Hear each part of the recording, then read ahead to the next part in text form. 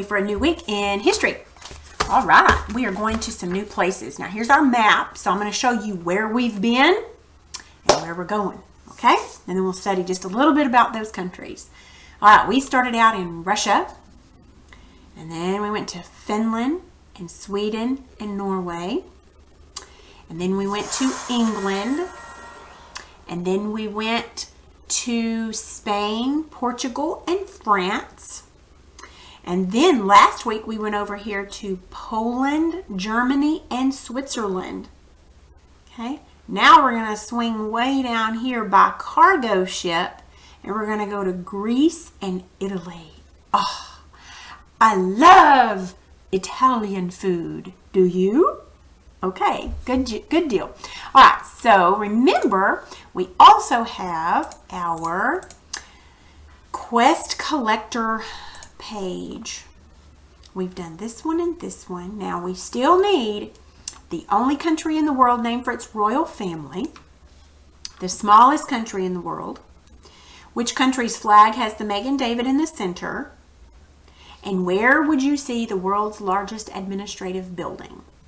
Those are the ones that we're still looking for. Okay, let's move on to our page.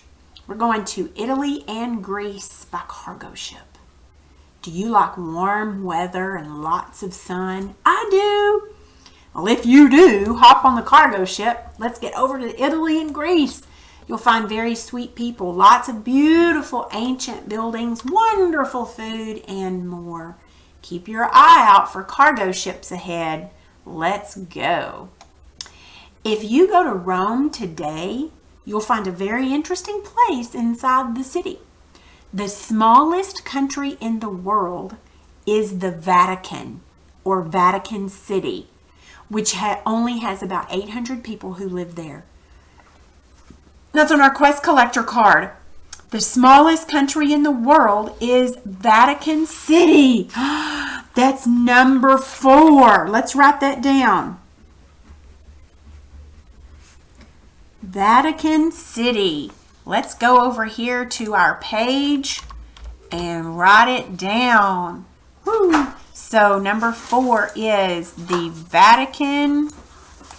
This is the smallest country in the world. We're going to read a little bit more about it. Remember, this is actually in Rome. It's a little tiny country within Rome. Vatican City. Make sure you write that down so you'll have all the clues. All right, let's go back to our page and finish reading up about the Vatican City. So, we now know the smallest country in the world is Vatican City. It only has about 800 people who live there, 3,000 people who work there, and it's within a walled area in Rome. This is a picture of Vatican City. See this big tall walls and stuff? This is a city inside a city. Isn't that neat? And it's called the Vatican City. Also considered the greatest church building in the world, St. Peter's Basilica or Church, is in Vatican City. It was originally built as a tomb for Peter, one of Jesus's disciples. Isn't that neat? Look at that. You know what that is? That is a cargo ship carrying lots of cargo. That is one big ship, isn't it? Let's go to the next page. Look at these pictures. Hunters on the Great Hunt Mosaic. Did you know that thousands of years ago in ancient Rome, the capital of Italy, some men and women would color their hair? They often chose blonde colors that were thought to be exotic because of the people they had darker hair. And of course, some people still color their hair today in all kinds of colors. Have you ever been to a shopping mall? There's one said to be the world's oldest active shopping mall. It's called the Galleria Vittorio Emanuele II, and it's in a place called Milan, Italy. It was named after the first king of the Kingdom of Italy, designed in 1861 and built between 1865 and 1877. There it is. How would you like to shop there? Look at this. This is the city of Venice. Now Venice they don't have streets, they have waterways. It's a city where the streets are waterways, and the only way to get around is by walking on the little sidewalks or by boat. The city itself is founded on 118 islands, and these are connected by 400 bridges. See, this is how people get away. So you don't see highways, you only see waterways. One last place we'll visit in Italy has an interesting history. This is the port city of Positano. It was a very busy city on the Mediterranean Sea with people coming from all over the world. By the 1850s, however, everything seemed to be going downhill for the people there, and they weren't making the money they needed to stay. At that time, about half the people left for other countries, mostly the United States. Now it's a place many people enjoy visiting again because it's so beautiful there by the sea. How would you like to go stay in a place like that? Isn't that a neat place? The blue ocean out there. Ooh, that's a beautiful place, isn't it? Let's look at this page. Greece is made up of areas of land connected to Europe and thousands of islands, only 227 of which have people living on them. 3 seas surround the country of Greece, and these are the Mediterranean, the Aegean, and the Ionian Sea. Greece is a democracy where voting is required by law for all Greek citizens. Wow. I think I could go to Greece. I think I could be Greek. What do you think?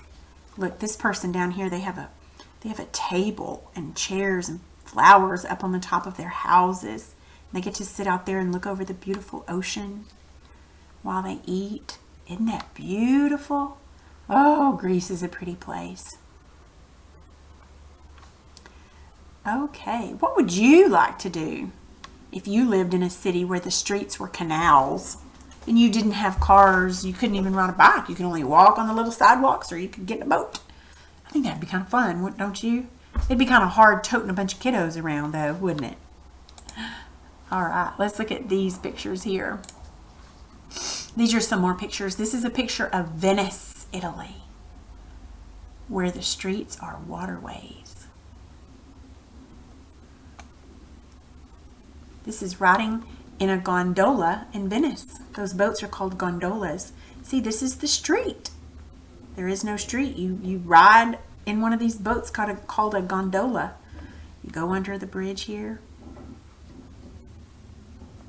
Here's a picture of Galleria Vittorio Emanuele II. This is that big shopping mall. Wow, it's fancy. A cargo ship. And this is that place that people go to visit, Positano. The place right there on the ocean. Isn't that just a beautiful place? Look at all those houses and things up in there. Ooh, that looks like a beautiful place I could go to. All right, your assignment today is to write on your thankful page what you are thankful for. And that is all for today.